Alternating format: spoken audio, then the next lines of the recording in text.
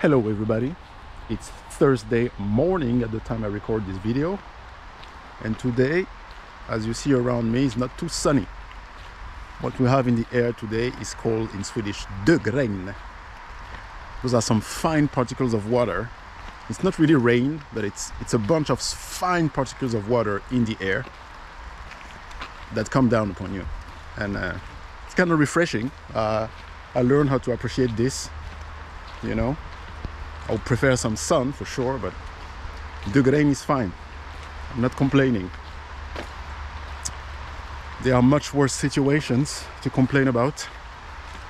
One of them I want to talk about, and it's the update and my assessment of what's going on in Operation KURSK, as I call it, or the ongoing KURSK incursion by the Ukrainian armed forces. What's going on there? Just some water. Anyways, guys, our boys, not all boys necessarily, but the boys, let's say, are getting hit hard. They're getting hit hard. They are fighting hard in what I see to be a meaningless operation as far as cost versus strategic gain, and I expressed that before. But seemingly Russian air power has come into the picture as predicted, and now the FABs are coming down. And I saw some footage of a FAB 1500 hitting some positions where they seemingly had hit some equipment. And there's much of that going on right now. Those there are Marines, Russian Marines on terrain, capturing a lot of guys. So seemingly, according to my sources, Ukrainian forces are really much driving around almost aimlessly, you know, and fighting without very much coordination. They look for soft spots, and then they hit those soft spots, and they try to push on.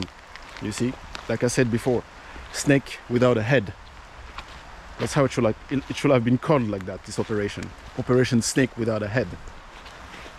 And all I can see now is brave men dying in an operation in vain, you know. One aspect that is important to be lifted up, I think, is the fact that there cannot be an operation like this without the consent of Pentagon. So there's an American hand, a NATO hand behind, obviously, because this sort of maneuvering warfare, guys, that requires a lot of intel, a lot of imagery that only NATO can provide. Excuse me. And I don't see the Ukrainians pulling this off by themselves, even though it seems as if the White House is trying to deny responsibility or involvement in this, which I think is ridiculous. We all know we are not children. We know very well that this was launched and is coordinated by their people.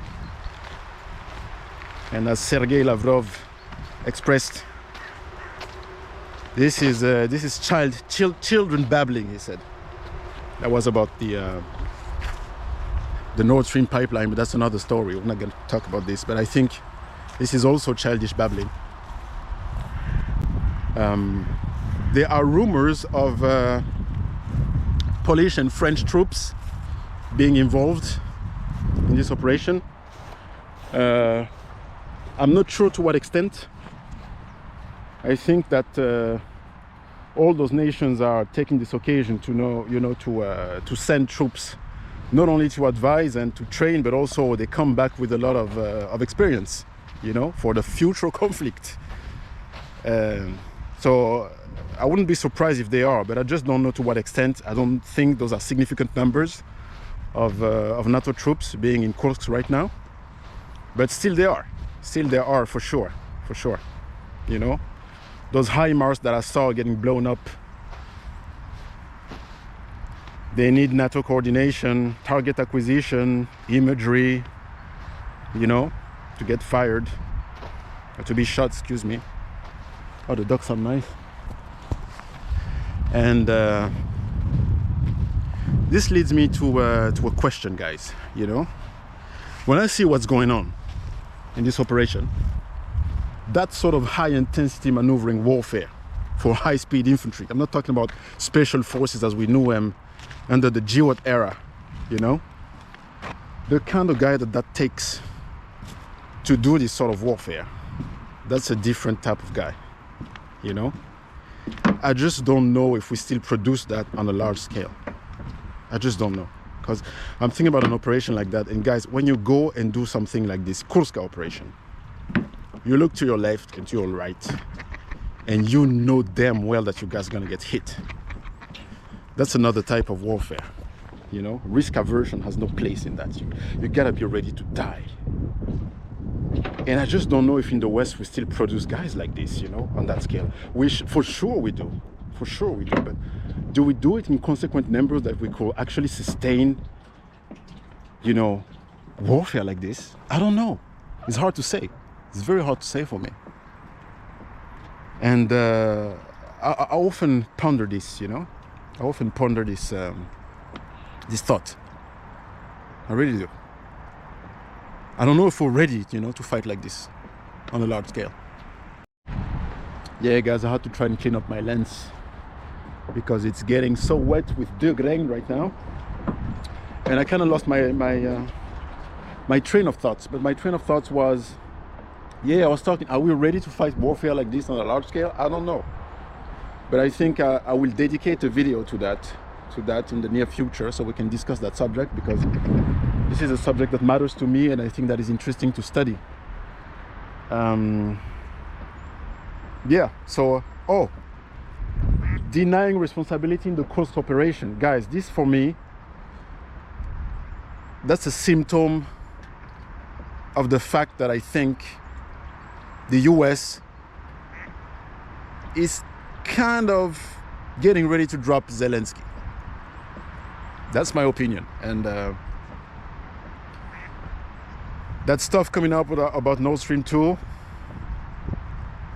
and then this, typically, I mean, this was saying basically, guy, you went rogue without our consent. And I think that those are the telltales of those guys getting ready to drop the man in the green t-shirt, or Churchillian hero of the century, not of the century, but maybe of our era, of our decade. And guys, this is gonna hurt. This is gonna hurt this poor guy, and we should probably dedicate another video to that. So yeah, that's what I wanted to share for today to you guys, and just share a little bit of that beautiful early fall scenery here in northern Sweden, that duggregn. There's a bunch of ducks behind me, and I'm just gonna keep enjoying my promenade of the day, and I'll see you in the next video. Bye.